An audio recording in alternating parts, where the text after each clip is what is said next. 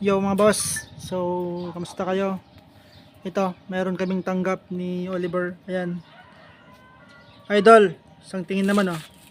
Yan, si Oliver, notorious yan na gumagawa ng mga steelworks, welding. So, magbibigay ako mga boss ng tip, matinding tip ito. So, sa mga gumagawa ng gate, ng steel window, ng basta may mga frame mga boss. Kahit ano man yan, basta may frame na bine-welding, ito yung matinding tip ko para makuha ninyo yung straight nya, yung hindi siya bebengkong-bengkong.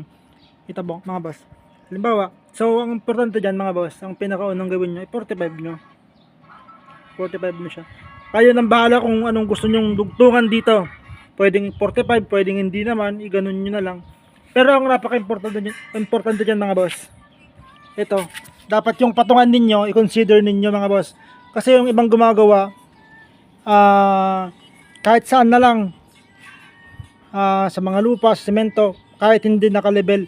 Dapat mga boss, kung gagawa kayo ng ganito, yung patungan ninyo dapat naka-level.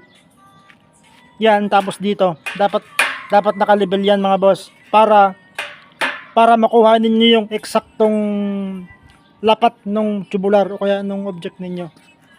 Yun lang mga boss yung isang tip ko. So, i-level ninyo yung patungan ninyo para ma-perfect ninyo yung measurement nya.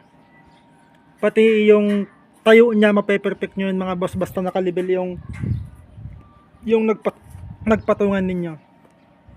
Yun lang mga boss. Sana sana nakatulong, sana sa mga susunod na projects ninyo is kahit pa paano nakatulong din ako.